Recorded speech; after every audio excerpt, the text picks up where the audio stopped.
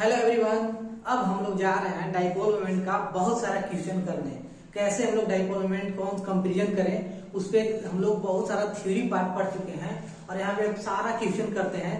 तो देखते हैं कि कैसे हम लोग इसको सोल्व करते हैं। आइए हम लोग टेक्निक कुछ सीखते हैं और बहुत सारा हम लोगों ने सीखा है, बस उसी को यूज करते हुए हम लोग को सीखना है। तो क्या है क्वेश्चन, क्या है कि comparison of dipole moment, comparison of dipole moment of the following molecules. ये सारे मॉलिक्यूल्स को हमको डाइपोल मोमेंट का कंपेरिजन करना है। तो हम लोग पहला क्वेश्चन है HF, HCl, HBr, HI, इसका हम लोग डाइपोल मोमेंट का कंपेरिजन करते हैं। तो डाइपोल मोमेंट जो होता है, dipole moment directly proportional to electronegativity हम लोग पढ़े थे, लेकिन एक्सेप्शन दो था। एक्सेप्शन कौन कौन था? एक था NH3 एंड NF3 और एक था H3Cl और H3F।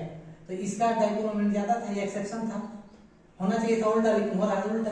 तो दोनों का कारण भी अलग अलग था। ये तो हम लोग दोनों पढ़ चुके थे। तो dipole moment directly proportional to electronegativity, तो यहाँ पे तो ये दोनों कंपाउंड नहीं है, इसलिए डायरेक्टली प्रोपोर्शनल हो जाएगा। तो सबसे ज्यादा फ्लोरीन का इलेक्ट्रोनेगेटिविटी होता है, उसके बाद क्लोरीन, ब्रोमीन, आयोडीन, तो इसका तो सीधा सीधा हो जाएगा। डाइपोल मोमेंट फ्लोरीन का HF का सबसे ज्यादा हो जाएगा, डाइपोल मोमेंट HF का सबसे ज्यादा हो जाएगा, उसके बाद HCl का हो जाएगा, उसके बाद HBr हो जाएगा और लास्ट में HI हो जाएगा, क्योंकि डायरेक्टली प्रोपोर्शनल टू इलेक्ट्रोनेगेटिविटी होती है। अब दूसरा क्वेश्चन है H2O, HS एंड H2Ac में हम लोग को डाइपोल मोमेंट कंपेरिजन करना है। तो इसका भी वही है, dipole moment directly proportional to electronegativity. तो जिस मॉलिक्यूल का इलेक्ट्रोनेगेटिविटी ज्यादा होगा, जिसमें इसमें है हाइड्रोजन, तो तीनों में सेम है। तो ऑक्सीजन को देखते हैं, ऑक्सीजन का सबसे ज्यादा होता है 3.5 होता है। उसके बाद सल्फर का सबसे कम होता है इलेक्ट्रोनेगेटिविटी, सेलेनियम का, इसका भी ऐसे हो जाएगा। डाइपोल मोमेंट ऑर्डर क्या हो जाएगा?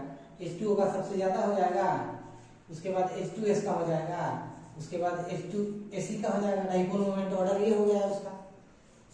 इसमें देखिए, इसमें NH3, PH3 और आर्सेनिक हाइड्रोजन 3, आर्सेनिक AsH3। तो इसमें हम लोग डाइपोल मोमेंट कंपेरिजन करना है। तो यहाँ भी इलेक्ट्रोनेगेटिविटी कम आ जाएगा, dipole moment directly proportional to electronegativity. इसमें भी यही हो जाएगा, डायरेक्टली प्रोपोर्शनल टू इलेक्ट्रोनेगेटिविटी। अब यहाँ पे देखिए चौथा नंबर में है NH3, HF एंड PH3। तो अब यहाँ पे देखिए, ये तो हम लोग बहुत सारा मॉलिक्यूल पढ़े। तो अब इसमें इलेक्ट्रोनेगेटिविटी डायरेक्टली प्रोपोर्शनल होता है, यहाँ भी लग जाएगा। Dipole moment directly proportional to electronegativity. तो इसमें सबसे ज्यादा इलेक्ट्रोनेगेटिविटी किसका है? फ्लोरीन का होगा। तो फ्लोरीन का सबसे ज्यादा डाइपोल मोमेंट हो जाएगा HF का। उसके बाद नाइट्रोजन वाला हो जाएगा NH3 और उसके बाद PH3। ये डाइपोल मोमेंट ऑर्डर हो जाएगा इसका। अब इसका देखते हैं CH3F, CH3Cl, CH3Br, CH3I। तो इसमें हम लोग, इसमें भी इलेक्ट्रोनेगेटिविटी काम आएगा, लेकिन यहाँ पे कुछ एक्सेप्शन थे, जो कि हम लोग इलेक्ट्रोनेगेटिविटी का एक्सेप्शन दो था। एक NH3 और NF3 था और दूसरा था CH3Cl और CH3Cf। तो यहाँ पे उसमें तो सारा बॉन्ड मोमेंट और एटॉमिक डाइपोल सब सेम डायरेक्शन में होते थे, किसमें? NH3 में। और अपोजिट डायरेक्शन में होते थे, किसमें? NF3 में। तो इसके कारण NH3 का डाइपोल मोमेंट ज्यादा हो जाता था और इसमें CH3F और CH3Cl में। अब इसका डाइपोल मोमेंट ज्यादा होता था, क्योंकि इसका बॉन्ड लेंथ डोमिनेट कर जाता है इसका चार्ज सेपरेशन पे। इसलिए इस मॉलिक्यूल का डाइपोल मोमेंट सबसे ज्यादा हो जाएगा। इसका ऑर्डर क्या हो जाएगा? CH3Cl, उसके बाद CH3Cf, CH3F और उसके बाद इलेक्ट्रोनेगेटिविटी देख लेते हैं। उसके बाद ब्रोमीन वाला हो जाएगा CH3Br और उसके बाद हो जाएगा CH3 अब देखिए इस मॉलिक्यूल को भी हम पहले देख चुके हैं, AgF2, AgF4 और AgO3। AgO3 के हम लोग नहीं देखे थे, लेकिन ये दोनों का क्या था? डाइपोल मोमेंट 0 था। क्यों? क्योंकि ये सिमेट्रिकल मॉलिक्यूल का, कोई भी सिमेट्रिकल मॉलिक्यूल होते हैं उसका डाइपोल मोमेंट 0 होता है। और सिमेट्रिकल मॉलिक्यूल वह मॉलिक्यूल होता है जिसमें सेंट्रल मेटल के अराउंड जितने भी एटम्स हैं वो सिमिलर टाइप के होने चाहिए और सेंट्रल मेटल एटम पे कोई भी लोन पेयर नहीं होना चाहिए, वो होता है सिमेट्रिकल मॉलिक्यूल। लेकिन एक्सेप्शन दो थे और वो एक्सेप्शन ये दोनों थे, AgF2 और AgF4। तो दोनों का डाइपोल मोमेंट कितना हम लोग पहले भी फाइंड कर चुके हैं। दोनों का डाइपोल मोमेंट कितना हो जाएगा, जीरो हो जाता है। इसका भी डाइपोल मोमेंट जीरो आता है, इसका भी डाइपोल मोमेंट जीरो आता है। अब कैसे आता है देखिए, इसका अगर स्ट्रक्चर बनाएंगे तो 3 को लोन पेयर, इसके 3 लोन पेयर सर आपस में 120 पर अरेंज रहेंगे और 2 ऊपर और नीचे रहेंगे, तो इसके कारण सारा यूनिट हो जाएगा, जीरो हो जाएगा।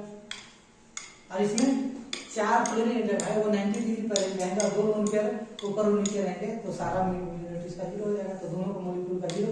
अब इसका देखिए, ये G का हम स्ट्रक्चर बनाते हैं, एक G का, तो ऐसे हम लोग बना लेते हैं। तीनों जो ऑक्सीजन एटम है 120 पे अरेंज रहेंगे और एक लोन पेयर इसमें बच गया, लोन पेयर एक बच गया तो ये नीचे रह गया 120। तो ये जो बॉन्ड मोमेंट है, ये सारा bond moment less electronegative to more electronegative की तरफ जाते हैं, लेस इलेक्ट्रोनेगेटिव से मोर इलेक्ट्रोनेगेटिव, तो आपस में तो ये तीनों जीरो हो जाएंगे। और इसके एटॉमिक डाइपोल की वजह से कुछ न कुछ मोमेंट आएगा, तो नॉट इक्वल टू जीरो, यानी कि इसका ज्यादा हो जाएगा, ये दोनों को ज्यादा और सबसे ज्यादा इसका हो जाएगा, तो ये ऑर्डर हो जाएगा इसका।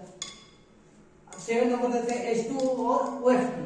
H2 और OF2 में हम लोग को डाइपोल मोमेंट का ऑर्डर बताना है। ये जैसे वाटर मॉलिक्यूल है, तो ऑक्सीजन और यहाँ पे हाइड्रोजन है अटैच है और यहाँ पे 2 लोन पेयर प्रेजेंट रहेंगे, ये हो गया। और OF2 को यहाँ पे ऑक्सीजन है, यहाँ पे फ्लोरीन एटम और यहाँ पे भी फ्लोरीन एटम रहेगा और 2 लोन पेयर ऐसे इसमें भी रहेगा। ये स्ट्रक्चर हो गया। अब देखिए, अब हम लोग बॉन्ड मोमेंट और डाइपोल मोमेंट का डायरेक्शन हम लोग बताएं, less electronegative to more electronegative bond moment हो जाएगा, less electronegative to more electronegative. और अवे फ्रॉम द मॉलिक्यूल होता है इसका डायरेक्शन एटॉमिक डाइपोल का, दोनों का नेट हो जाएगा ऐसे, दोनों का नेट इस तरह से डायरेक्शन में निकलेगा। तो ओवरऑल क्या सारा का सारा एक ही डायरेक्शन में है। H2O में बॉन्ड मोमेंट और एटॉमिक डाइपोल दोनों एक ही डायरेक्शन में चल रहा है, इसलिए H2O का। और इसमें देखिए फ्लोरीन का less electronegative to more electronegative, less electronegative to more electronegative आएगा बॉन्ड मोमेंट। और एटॉमिक डाइपोल का direction away from the central metal atom और नेट हो जाएगा ऐसे। तो अब क्या हुआ कि इन दोनों का नेट तो नीचे आएगा और ये दोनों का नेट ऊपर, तो आपस में कैंसिल आउट हो जाएंगे, लेकिन जीरो नहीं होगा। क्यों? क्योंकि दोनों अमाउंट में बराबर नहीं है। वो एटॉमिक डाइपोल है, बॉन्ड मोमेंट का डाइपोल है, लेकिन दोनों अमाउंट में अलग अलग है, इसलिए डाइपोल मोमेंट नॉट जीरो। लेकिन इससे तो कम होगा, इसका सारा एक ही डायरेक्शन है, इसलिए डाइपोल मोमेंट H2O का ज्यादा होगा और OF2 का कम होगा। देखिए 8वां नंबर पे है CO2, SO2 और SO3। CO2 को पहले भी हम लोग जिक्र कर चुके हैं कि लीनियर होता है। जैसे CO2 का स्ट्रक्चर बनाए तो ये CO, इधर CO, और less electronegative to more electronegative और less electronegative to more electronegative, दोनों तरफ ये एटॉमिक डाइपोल का रिप्रेजेंटेशन होगा और दोनों कैंसिल आउट हो जाएंगे, इसलिए इसका जीरो हो जाएगा, इसलिए इसका डाइपोल मोमेंट जीरो होगा। SO2 का देखिए, SO2 का और एक लोन पेयर रहेगा, तो ये दोनों की वजह से less electronegative to more electronegative की तरफ देखिए बॉन्ड मोमेंट होगा, तो नेट इधर आएगा, नेट और एटॉमिक डाइपोल की वजह से ऊपर। लेकिन ये जीरो नहीं हो रहा है, ये कुछ और है, इसका मैग्नीट्यूड कुछ और है, इसका मैग्नीट्यूड कुछ और है, लेकिन नेट कुछ न कुछ डाइपोल मोमेंट तो कुछ न कुछ तो आएगा, not equal to zero. SO2 का not equal to zero, not equal to zero. अब SO3 देखिए, SO3 यहाँ पे बना देते हैं। तीनों का तीनों 120 पर ऑक्सीजन एटम अरेंज रहेंगे और आपस में तीनों एक दूसरे को रिपेल करेंगे। 120 पर है तो bond moment less to more electronegative की तरफ जाएगा, तो यहाँ पे इसका डाइपोल मोमेंट जीरो हो जाएगा। तो इसका ऑर्डर क्या हो जाएगा?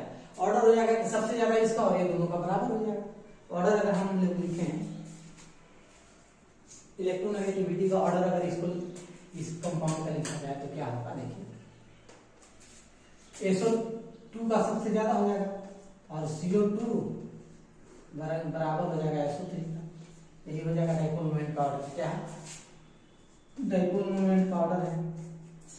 अब SO3 और AgO3 का यहाँ पे हम लोग बनाए थे कि कुछ न कुछ डाइपोल मोमेंट आता है और इसका जीरो हो गया। अभी हम लोग देखे कि SO3 का डाइपोल मोमेंट जीरो आ रहा है, तो इसलिए इसका डाइपोल मोमेंट ये हो जाएगा। अगला कंपैरिजन हम लोगों का BF3 और ClF3 है।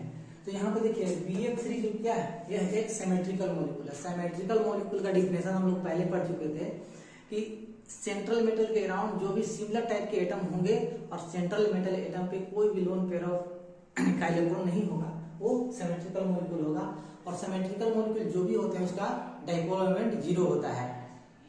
लेकिन दो एक्सेप्शन यहाँ पे थे, एक थे AgF2 और एक था AgF4।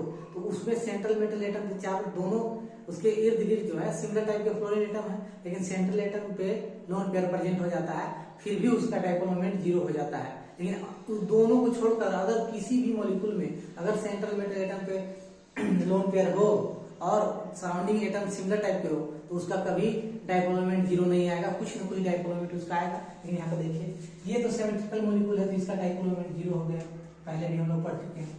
लेकिन ये मॉलिक्यूल सराउंडिंग एटम तो सिमिलर टाइप के है क्लोरीन, लेकिन इसमें लोन पेयर प्रेजेंट है, दो लोन पेयर प्रेजेंट है। तो दो ही एक्सेप्शन थे, एक था AgF2 और एक था AgF4। यही दोनों एक्सेप्शन थे कि सेंट्रल एटम पे लोन पेयर रहते हुए और इसका सराउंडिंग में सिमिलर टाइप के एटम और सेंट्रल एटम पे लोन पेयर रहते हुए डाइपोल मोमेंट 0 हुआ था। लेकिन बाकी अगर कोई भी मॉलिक्यूल आए तो वहां पे डाइपोल मोमेंट 0 नहीं होगा। जैसे ये मॉलिक्यूल आ गया, इस मॉलिक्यूल को हम लोग स्ट्रक्चरली बनाते हैं। ये क्लोरीन एटम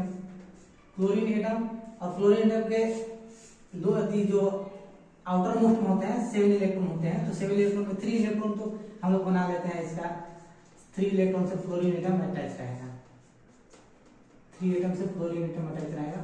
और जो दो लोन पेयर प्रेजेंट रहेंगे वो इस तरह से अटैच रहते हैं। तो अब देखिए यहाँ पे बॉन्ड मूवमेंट की डायरेक्शन लेस इलेक्ट्रोनेगेटिव से मोर इलेक्ट्रोनेगेटिव की तरफ हम लोग बना देते हैं। ये दोनों तो कैंसिल आउट हो गया, ये बॉन्ड मूवमेंट और ये बॉन्ड मूवमेंट तो दोनों कैंसिल आउट हो गया। अब देखिए, और इस बॉन्ड मूवमेंट को इसका दोनों का रिजल्टेंट डाइपोल मूवमेंट जो इसका आएगा, ये दोनों का एटॉमिक डाइपोल का जो रिजल्टेंट आएगा, एटॉमिक डाइपोल का रिजल्टेंट आएगा, ये एटॉमिक डाइपोल का रिजल्टेंट। तो ये दोनों आपस में सिमिलर टाइप के नहीं है, या तो ये कुछ ज्यादा हो या फिर ये कुछ ज्यादा, तो इसलिए 100% कैंसिल आउट नहीं कर पाएंगे। लेकिन कुछ ना कुछ इसका डाइपोल मोमेंट आएगा। तो dipole moment not equal to 0, dipole moment 0 नहीं है, यानी कि ये क्या है, पोलर मॉलिक्यूल है, पोलर मॉलिक्यूल है। तो ये दोनों का कंपेरिजन करेंगे तो इसका dipole moment not equal to 0 आ रहा है, इसलिए इसका कंपेरिजन ऐसे किया जाएगा, ये ऐसे हो जाएगा। अब यहाँ पर देखिए ये इस 11 नंबर में देखिए सिमेट्रिसिटी से हो जाएगा। सेंट्रल एटम पे अगर कोई भी एक एटम पे अगर लोन पेयर है सेंट्रल एटम पे तो उसका डाइपोल मोमेंट कभी 0 नहीं होगा। तो देखिए यहाँ पे सल्फर है, सल्फर का 6 इलेक्ट्रॉन आपस में वैलेंस इलेक्ट्रॉन होते हैं, 4 बॉन्ड में 2 इलेक्ट्रॉन बचे, यानी कि एक लोन पेयर है, यानी कि इस पे तो dipole moment not equal to 0 नहीं आया। लेकिन इस पे SiF4 में सराउंडिंग एटम सिमिलर टाइप के 4 हैं क्लोरीन एटम, और इसमें कोई से लोन पेयर प्रेजेंट नहीं होगा क्योंकि कार्बन फैमिली का है, इसमें वैलेंस इलेक्ट्रॉन 4 होते हैं, चारों के चारों बॉन्ड बनाया हुआ है, तो इसलिए इसमें डाइपोल मोमेंट 0 आएगा क्योंकि सिमेट्रिकल मॉलिक्यूल है।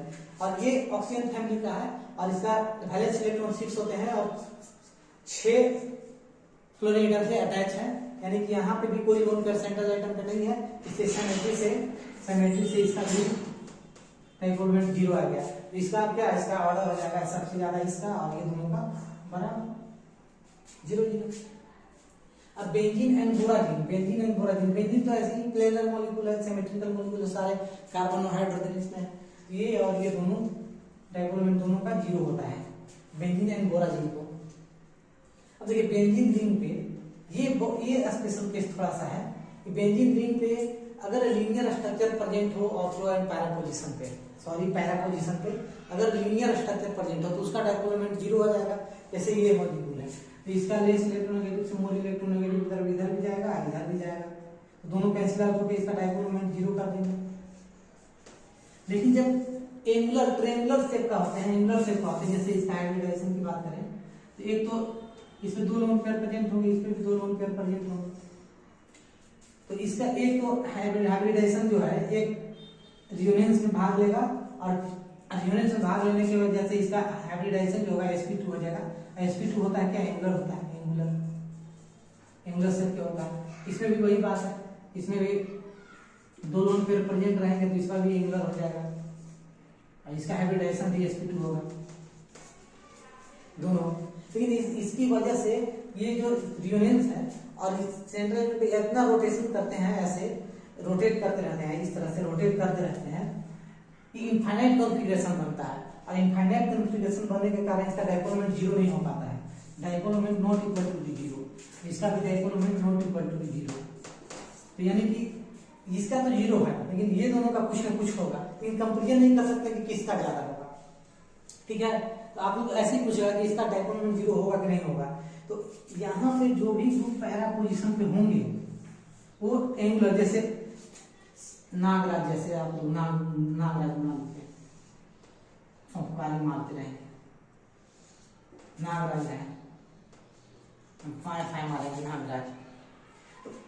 जैसे ये ग्रुप रहेगा OH, OCH3, SH, COOH carbon, ये सब रहेगा। तो यहाँ पे पैरा पोजीशन पे तो dipole moment not equal to zero आएगा। तो इस तरह से क्वेश्चन हमेशा बनते रहते हैं। ऑर्गेनिक एंड इनऑर्गेनिक दोनों का कंसेप्ट हम लोग ने यहाँ पे पढ़ा, जिक्र किया। 3 लेक्चर के पार्ट 1, पार्ट 2 और पार्ट 3 में हम लोग क्वेश्चन प्रैक्टिस किए हैं। तो ये तीनों लेक्चर अगर आप देख लेंगे तो आपका कोई भी डाइपोल मोमेंट का क्वेश्चन नहीं छूटेगा, ये मेरी गारंटी है। तो ओके, थैंक यू।